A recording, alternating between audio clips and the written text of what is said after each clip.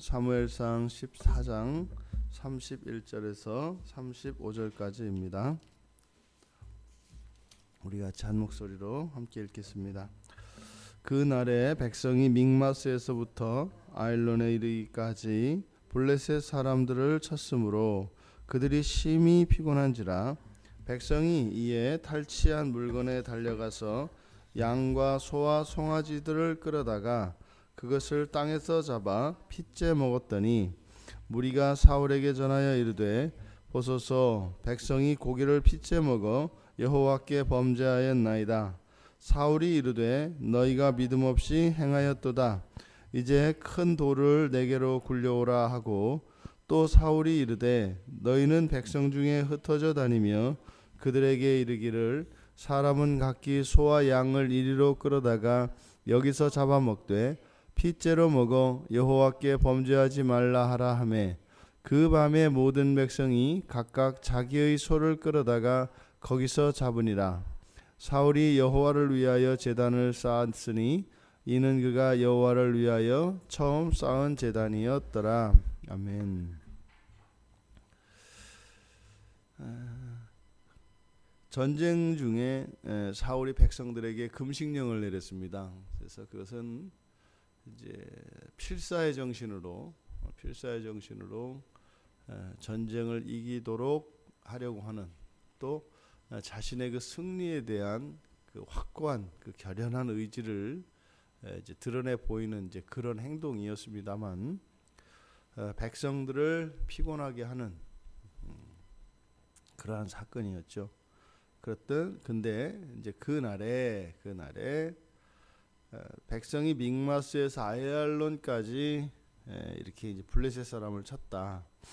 대략 이제 오늘날 거리를 따져보면 한 20km 정도 된다고 합니다. 그러니까 고대 전쟁은 무슨 비행기나 이런 운송 수단이 있지 않고 그냥 맞붙어서 전쟁을 하는 것이기 때문에 20km 정도를 이렇게 이제 적을 싸워서 물리쳤다. 그러니까 대단한 거죠. 대단한 전과인 거죠.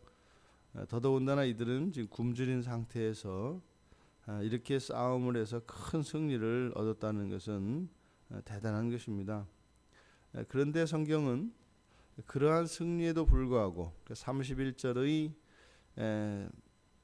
상반절에서 그 승리에 대한 이야기를 하고 하반절에 가면 심히 피곤했다 이렇게 얘기합니다. 그러니까 보통 우리가 승리를 하면 기쁜 것 아니겠습니까?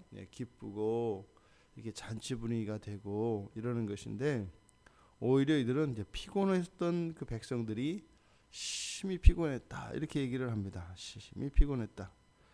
그러니까 앞에서 요나단이 했던 고백이 생각이 나는 겁니다.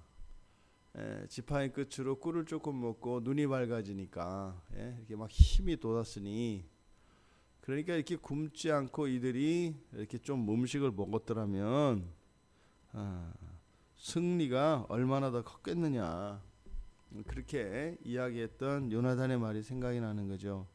이렇게 사기가 떨어져 있고 굶주린 상태에서도 블레셋 군대를 이렇게 완벽하게 물리칠 수 있었다면, 백성들이 혈기왕성하고 또 사기가 높은 상태였다면 얼마나 더 그 승리가 컸겠는가.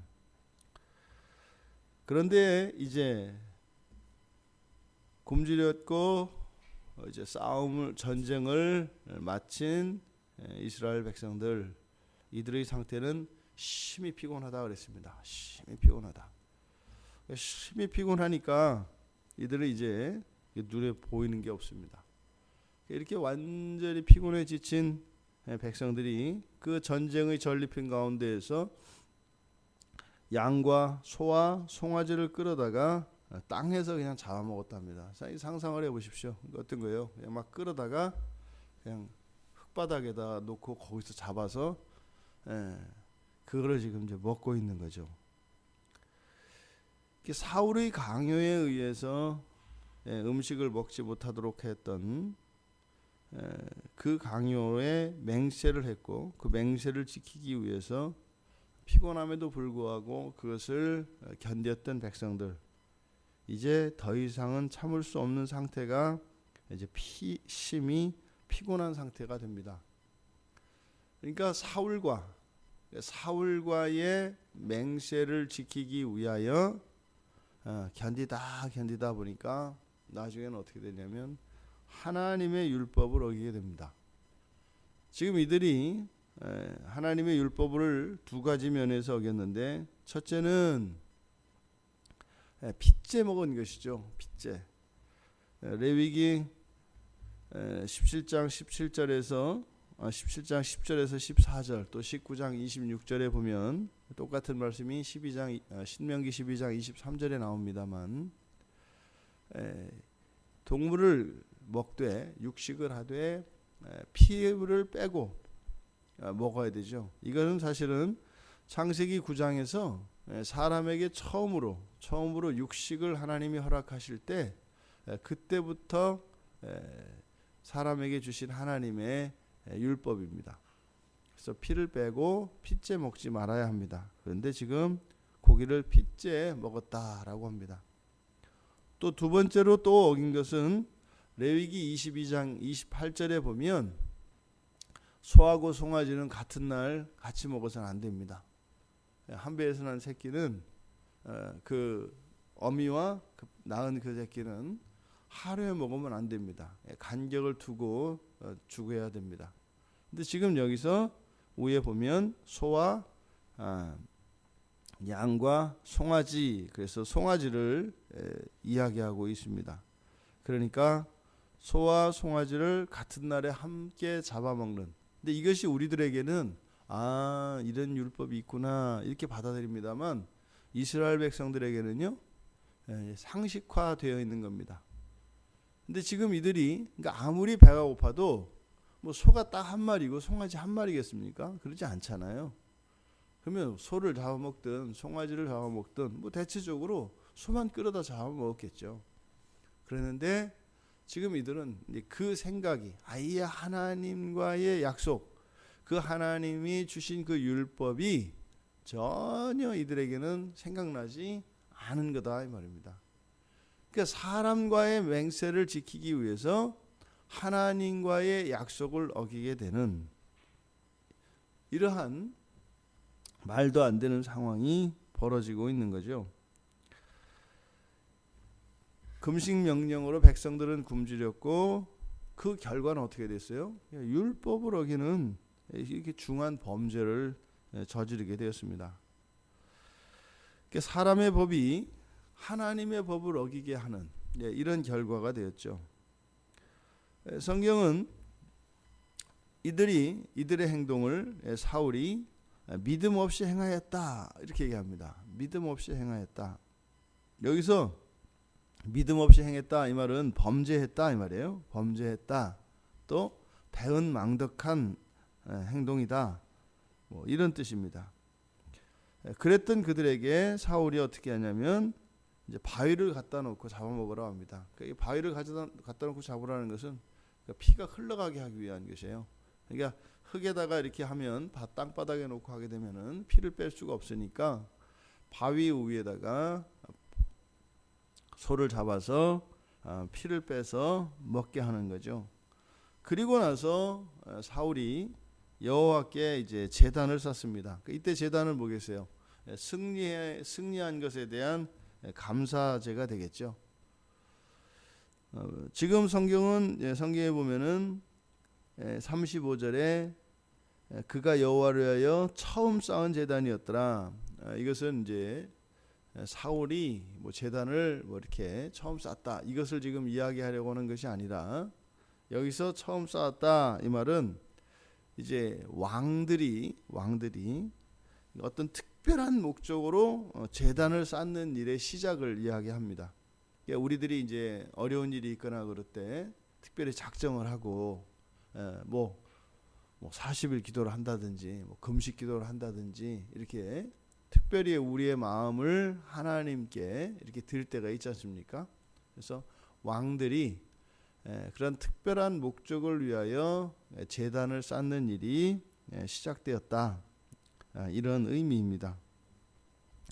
지금 여기 보면 사울이 이렇게 하나님께 여호와 하나님께 제단을 쌓은 일로 이 사건을 마무리 짓는데, 지금 사울의 삶을 보면 그 개인적인 그 신앙, 그러니까 여호와 하나님께 드리는 그 신앙이 사울에게는 분명히 있어요.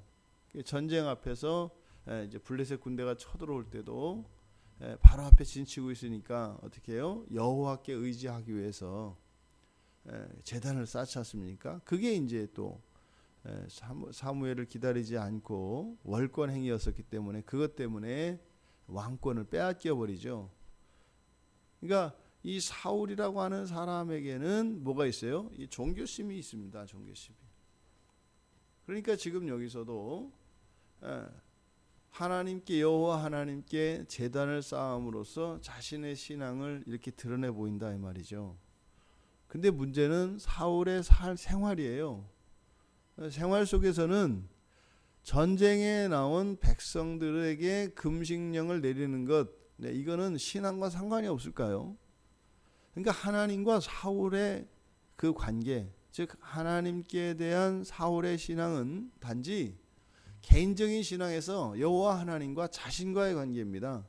그리고 백성과, 다시 말해 사람과 자신의 삶 속에는 그 신앙이 들어와 있지를 않아요. 그러니까요, 생활 속에서 자기가 만들어낸 그 법과 자기 마음 속에 있는 하나님과의 관계 속에 있는 이 법이 충돌을 일으킨단 말이죠. 그러니까 이 사람의 법을 지키다 보니까 열심히 지키면 어떻게 되는 거예요? 결국에는 그 백성들이 하나님의 법을 어기게 되는, 이것이 우리의 삶 속에 신앙과 생활이 다를 때 일어나는 현상입니다.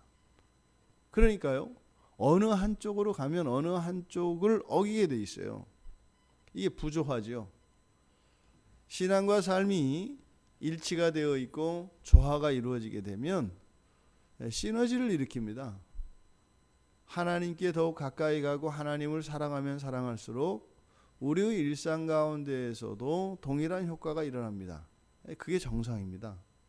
또 생활 속에서도 우리의 선이 드러나고 우리들이 신앙 안에서 살아가게 되면 이런 삶에서의 성공과 이런 승리가 하나님을 더욱 높이며 사랑하는 일들로 나타납니다. 우리들이 신앙과 삶이 일치되어지지 않을 때, 그래서 2배, 4배로 어려운 거예요. 신앙생활 하기가.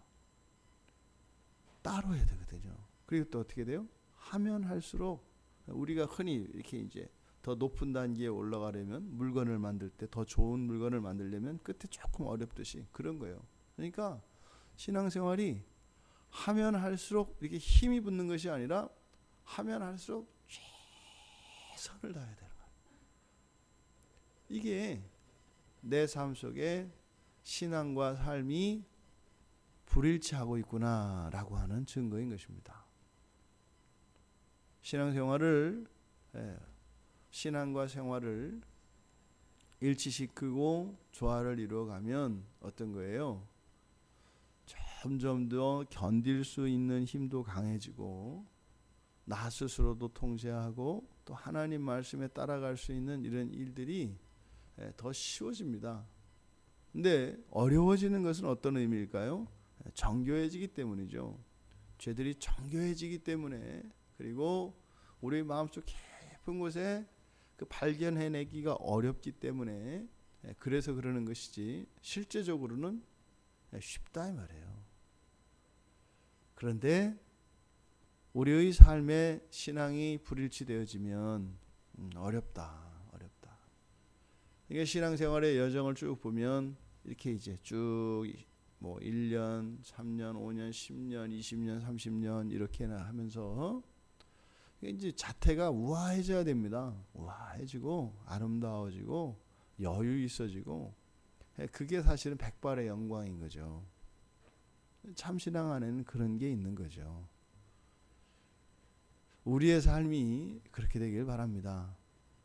예수님이 이 땅에 오셔서 우리들을 대신하셔서 십자가를 지신 것이 우리들에게 무슨 어떤 헌신과 수고를 얻어내고 하나님한테 뭐가 그렇게 필요한 게 있어서 우리들에게 그걸 뭘 받으려고 하시겠어요. 우리가 하나님께 뭐라도 하는 양, 또 얼마나 또 이렇게 최선을 다해서 죽을 힘을 다했냐, 어느 날 이렇게 좀 어려움이 딱 닥치면은 나한테 어떻게 이럴 수 있느냐, 이런 고백을 하는 것처럼 그런 게 아니죠. 우리들 오늘 하루의 삶 속에 우리의 신앙이 우리들의 삶을 이끌어가기를 바랍니다. 그래서 오늘 하루의 삶을 허락하신 하나님의 궁극적인 목적은 우리들을 온전케 하시고, 그래서 하나님을 온전히 사랑할 수 있게 하는 겁니다. 이때 온전이라고 하는 것은 잘, 완벽하게 이런 의미가 아니라 제대로 이런 뜻이죠. 제대로. 잘못된 방식으로가 아니라 제대로죠. 그래서 우리가 아는 일과 믿는 일에 함께 자라가야 하는 것입니다. 아는 것만 가지고 되는 것도 아니고, 믿는 것만 가지고 되는 것도 아니고, 아는 것과 믿는 것에 온전해져서 그리스도에게까지 자라가야 하는 것이죠. 오늘 우리의 하루의 삶 속에 우리의 생활에 열심히 하나님을 높이고 하나님을 더 사랑할 수 있게 되기를 바랍니다. 또 하나님을 사랑하고 우리 주 예수 그리스도를 믿는 그 믿음이 우리의 삶을 더욱 소중히 여기며 감사하며 가치 있게 여길 수 있게 되기를 바랍니다. 그래서 어느 한 곳에도 우리들의 신앙이 배어 있지 않은 것이 없고, 또 어느 한 곳에도 우리의 자발적인 삶이 아닌 것이 없는 그러한 조화와 일치를 이루는 하루가 되기를 주님의 이름으로 축원합니다. 하나님, 사람의 법을 지키기 위하여 견디다 이제 백성들은 심히 피곤하게 되었고, 승리마저도 그 기쁨을 누릴 수 없었던 이 백성들은 결국 하나님의 율법을 어기게 되었습니다.